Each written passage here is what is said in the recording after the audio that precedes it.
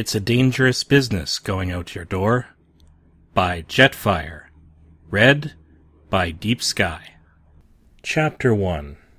The day which would go so wrong started out, as so many days did in Ponyville, simple and pleasant. It was, in fact, a holiday. Plow Ponies' Day, a day set aside since olden times to honor the hard work done by the earth ponies that tilled Equestria's endless farmlands. As such, most of Ponyville's businesses were closed, and the great bulk of the population had gathered in the radiant green parkland just beyond the city gates for a mass picnic and celebration. Twilight Sparkle had, of course, enjoyed Plow Ponies' Day before. It was a day off from classes at university in Canterlot, but never in the company of such good friends as she had now. She had never, in fact, celebrated the day with the earth ponies for which it had been created. It was an entirely different experience from the lazy day off she was used to. She had been roused early by frantic beating on her door, Pinkie Pie insisting that she come out and help with the preparations for the day of celebration. She had breakfasted at a long communal table in the company of her friends and nearly every other able-bodied pony in Ponyville. Then had followed a long stretch of physical labors, baking bread, plucking hay, inflating balloons, making kites, apparently flying them was a Plow Ponies' Day tradition, constructing a stage out in the park, hanging up streamers, even marking out dance grounds for the dance competition. Twilight had assisted in them all, having much greater success than her disastrous attempts at helping Winter wrap up. She had, of course, been helped by all of her wonderful friends. Not just Pinkie Pie, but Rarity, Applejack, Rainbow Dash, and Fluttershy as well. Now it was the stroke of noon, and the park was ready to receive its multitudes. From old mares to young colts, to giggling fillies and strapping stallions, young ponies, parents and their foals, all of the town's ponies had come out to eat good food and frolic in the warm spring sun. Twilight and her friends were nestled under the shade of an old oak tree that towered above them, its branches letting in dapples of golden sunlight amidst a haze of wild green. They were lazily munching their way through a simple lunch of bread, hay, and apples. Pinkie had started on dessert early. Grilled sugar cane surged and splashed through her mouth as she chewed. Fluttershy, lying in the grass by the tree trunk, was trying to convince her small rabbit Angel to eat some hay to little avail. Rainbow Dash was perched in the branches of the tree, gazing down at her friends with one eye while the other surveyed the sky for any signs of troubling weather. Applejack sat near the bushel of apples she had brought, watching with some amusement as the two remaining friends were engaged in an attempt at education. "Rarity, you can do it. I know you can. Stop being a fear filly and give it a try," Twilight said with a smile. Her deep purple eyes shone with excitement. Rarity pawed the ground with a front hoof and flinched away. "Now, darling, I appreciate your trying to help me. Really I do. But I'm just not cut out for it. I'm no sorceress." "Rarity, I keep telling you, teleporting isn't something you need special talent in magic for. Okay, my talent makes it easier for me, but every unicorn can do it. You just need some practice. Let me help you work on it." The white unicorn blinked her brilliant blue eyes and betrayed a nervous expression. I've no particular need to learn to teleport, Twilight. There's no place I'm in that large a hurry to get to. And if I ever am in such a hurry, why, I have you." Twilight shook her head amusedly. Her lavender coat was brilliant in the sunlight, and her cutie mark, a pink sparkle surrounded by small white stars, actually shone in the warm white rays. "Rarity, I'm not always going to be around to help you. And you know doing magic is like doing anything else. The more you practice it, the better you get. Learning to teleport will help all of your other magic, too." "Well," Rarity wavered. "Look, you already know telekinesis magic, right? Teleportation works on the same principle. Instead of moving something else, you're moving yourself. And instead of moving through the air, you're moving through space and time. Easy. Rarity gave Twilight a very despairing look. With another smile, Twilight trotted close to Rarity until she was right in front of her. The lavender unicorn touched her horn to her friends, and suddenly their minds were joined.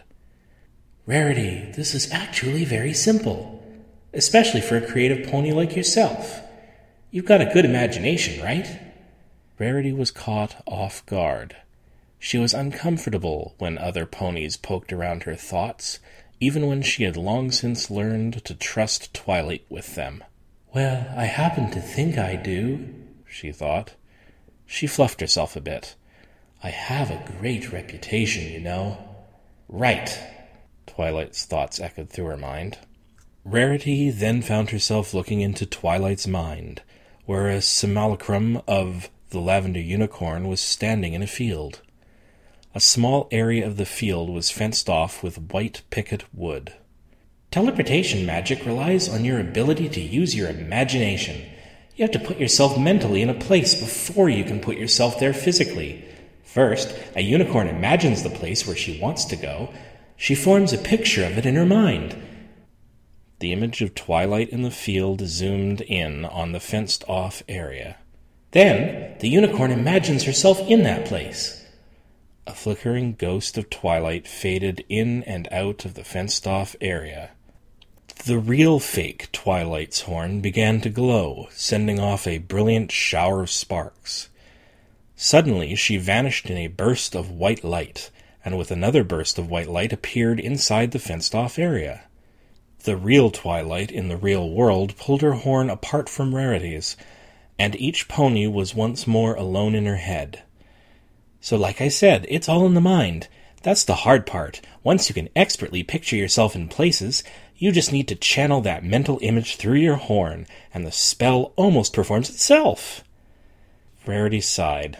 Twilight, darling, as much as you exalt my powers of imagination, and rightly so, I like to think, there's a great deal of difference between imagining how a dress will look on a pony and imagining oneself suddenly appearing in a separate place. Here, the lavender unicorn said, trotting over to the picnic. She plucked a napkin from a stack and walked a few feet away into the field. She set the napkin down and looked back towards Rarity. Just start with short distances. Teleport from where you are right now to this napkin. Come on, Rarity, do it! Rainbow Dash called down from the tree. It'll be awesome! Rarity noticed all her other friends were looking expectantly at her. Even Fluttershy was smiling and nodding. She swallowed hard. Well, I suppose I can give it a whirl. Just use your horn and picture yourself standing on top of the napkin, Twilight said. Think hard. Really concentrate on standing on top of the napkin. Focus your entire mind on it. Rarity narrowed her eyes and put the napkin squarely in her sights. She began to focus, thinking of what she would see and where she would be if her hooves were on top of the napkin. Her horn began to glow. Rarity concentrated harder, thinking of nothing else but being on top of the napkin. Sparks began to shoot from her horn, and the white light began to pulse in waves down her flank. A small mushroom cloud of white energy rose above the treetops. Rarity lay flat on her belly, her perfectly coiffed purple mane frizzing in every conceivable direction. Her tail was likewise sprung into coils every which way. A small burn circle cut through the grass beneath her. Well, that was a good first try, Twilight said. Applejack, Rainbow Dash, and Pinkie Pie burst out laughing, Dash cackling so violently that she actually fell out of the tree. She hit the ground in a crash of branches and leaves and rolled over on her back, clutching her sides as she laughed. Golly, Rarity, you're not going to be teleporting anywhere but the doctor's office like that, Applejack chuckled. Humph, Rarity huffed, getting to her hooves. Her horn shimmered again, and the saddlebags that she'd piled by the tree flipped open. A mirror and hairbrush floated from its contents, the former stopping in front of Rarity while the latter began to brush her mane back into its normal curled state. "Come on, Rarity," Twilight said, trotting over to her. "Every unicorn misses their first teleport. It's nothing to get discouraged about. If you just keep trying, I'm sure you'll get it." "I have got about as much as I'm willing to tolerate, thank you very much," Rarity said. "You university unicorns may be able to master teleportation, but I've got no need of it. It just seems too dangerous." "Yeah," Pinkie Pie chimed in, finally finished with her sugar cane. "Think all the nasty accidents you could have if you teleported wrong. You could teleport different body parts in different directions." Rarity's eyes bulged. "Pinkie, that's not—" Twilight began. "You could teleport yourself right into a wall." "That doesn't—" "You could teleport right where somebody else is walking." "There are safeguards." "You could even teleport way up to the sky and come crashing down." "Pinkie Pie!" Twilight yelled. Pinkie blinked at her, then gave her a massive grin. Sighing, Twilight turned back to Rarity. The other unicorn was staring into space, eyes wide and unblinking. "Rarity, the Equestrian Ministry of Transport puts a blanket teleportation assistance spell over all of Equestria. It prevents accidents. They're extremely rare." Rarity slowly turned her eyes to Twilight. "But not impossible?" Twilight smiled through her teeth. Well, I mean, it's not unheard of." "Ah!" Rarity shrieked. "That does it." "No more teleporting." She threw her mane back over her shoulder, stuck her snout in the air, and walked purposefully back towards the tree. Sighing, Twilight trotted back to her friends and laid down in the grass. "Pinkie, why did you have to scare her like that?" Pinkie shrugged. "I don't know. I just figured I'd be honest, and you have to admit there are all sorts of crazy things that could happen to some pony trying to teleport." She thought for a moment. "It sounds fun. I wish I could try it." "Well, I think Rarity's wise to want to keep her hooves on the ground, so to speak," said Applejack, plucking another apple from the basket with her mouth and taking a careful bite of it. "Twilight, you big city types may get a lot of use out of teleporting every which place, but here in Ponyville, we like to take our sweet time getting places. As my Aunt Sada used to say, it ain't the destination that's important, it's the journey." "Wow, that's so true," said Rainbow Dash, stretching out her legs and yawning. "Especially around here in Ponyville. There's only so many times you can see something new in this town, but getting places, there's a new adventure every time you take off." "See? Rainbow's got the right idea," Applejack said. She raised an eyebrow. "Least I think she does." Twilight narrowed her eyes. "Teleportation is a useful enough skill that I think every unicorn should learn it. Rarity just needs some practice is all. Every unicorn does it first. She'll get the hang of it in no time." Twilight didn't mention that most unicorns started learning to teleport when they were a few years younger than Rarity's current age. Given the white unicorn's painstaking attention to detail, Twilight felt she could pick up the nuances of teleporting without much trouble. If only she had some help. "Oh, I remember." She rose to her hooves and galloped off. "Hey, silly, where are you going?" Pinkie Pie called after her. "I just need to get something from the library," Twilight called. "I'll be right back." "Be sure to get back in time for the lion dancing," Applejack yelled. She couldn't care if Twilight had heard her or not. That filly can get so excitable sometimes. "Like you said, she grew up in the big city," said Dash, "where there's always something happening." The sky blue Pegasus rolled over onto her belly, propping up her head in one hoof. "Must be nice sometimes."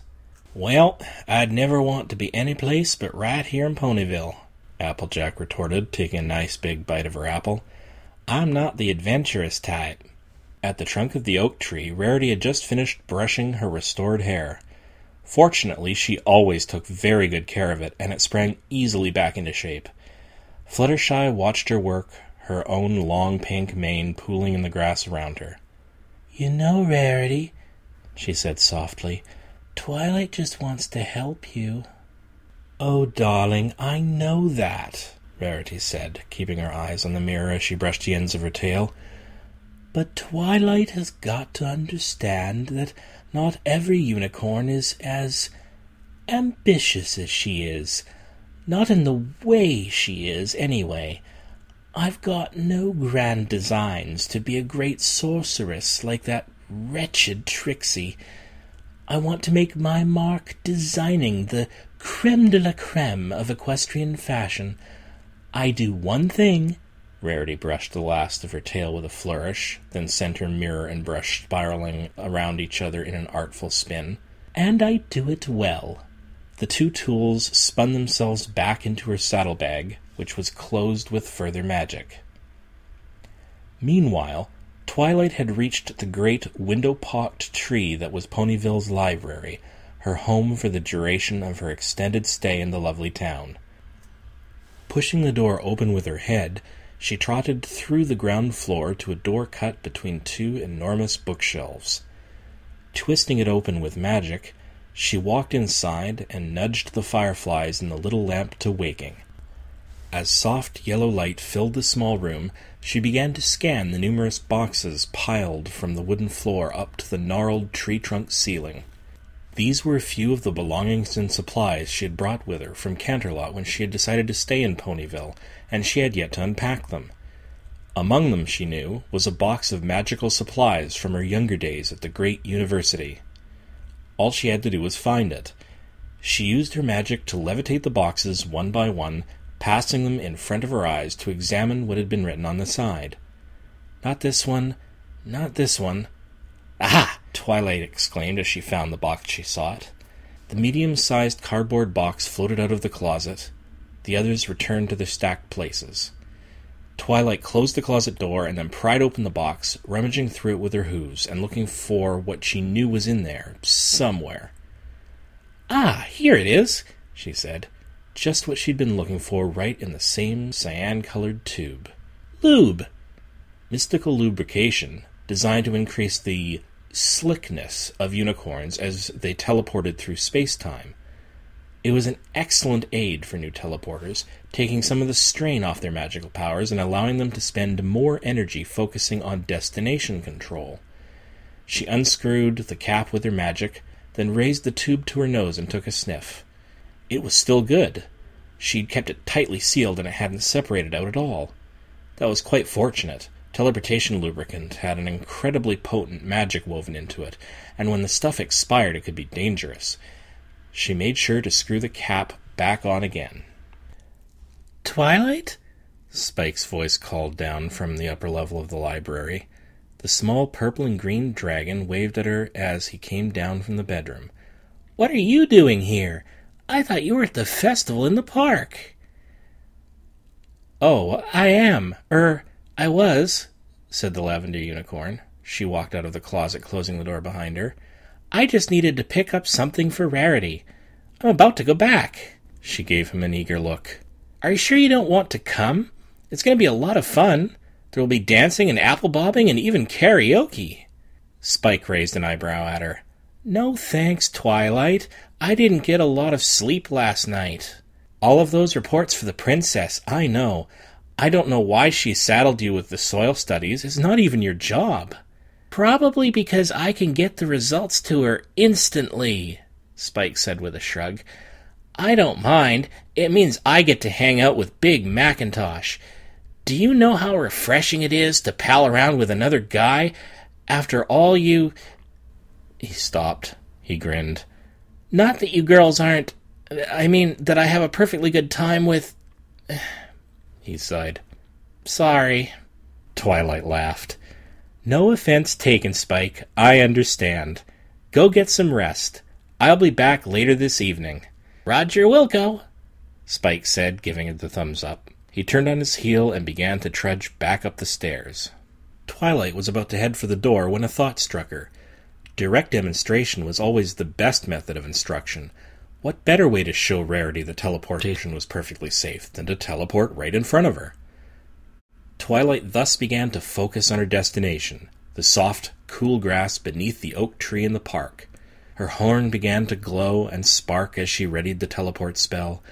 She made all the necessary caveats and precautionary measures, a shift spell to automatically move her if there was some other object in her way, a whole spell to keep her body together in the event of an unstable terrain, then grabbed the tube of mystical lubricant in her mouth. Unfortunately, in talking to Spike, Twilight had forgotten to finish screwing the cap on the tube. It hung loosely over the opening, exposed to the air, becoming rapidly charged with Twilight's magical energies. Rainbow Dash's head was craned far back, peering up intently into the heavens. She always kept an eye on the sky when she was bored, trying to find some cloud, some thread of rain or shade that she could use as an excuse to blast off with her wings at full speed. She hated staying still any longer than she had to, except when she was tired. She blew a tuft of her short, rainbow-striped mane out of her face. "Is Twilight coming back yet?" "I don't see her," said Pinkie Pie, glancing up from her bag of gummy worms. Pinkie Pie's love of junk food hadn't been deterred at all by the Plow Pony's Day tradition of cooking all the food in wood-burning ovens on site. She just had to fill her saddlebags with processed treats from her home at Sugar Cube Corner. She had a batch of cupcakes ready to go after she was finished with these, though she hoped at least one of her friends would ask her for one of them. As much as she loved eating sweets, she loved even more when others ate sweets with her. It doubled the tasty goodness. It was like a little party. The explosion was so powerful it rattled the bones in every pony's chest. Applejack, Pinkie Pie, and Fluttershy were on their feet in moments. Rainbow Dash was in the air, flapping up to see past the crowd, suddenly silent and confused. A tall cloud of shimmering energy was rising over Ponyville, coming somewhere from the center of town. "The library!" Dash exclaimed. Fluttershy yelped, "Twilight!" Dash blasted through the air, leaving a rainbow trail in her wake. She felt sick in her stomach. She'd wanted an excuse to fly around, but not this. What if Twilight was hurt? Fluttershy followed behind her. Rarity, Pinkie Pie, and Applejack ran as fast as their legs could carry them.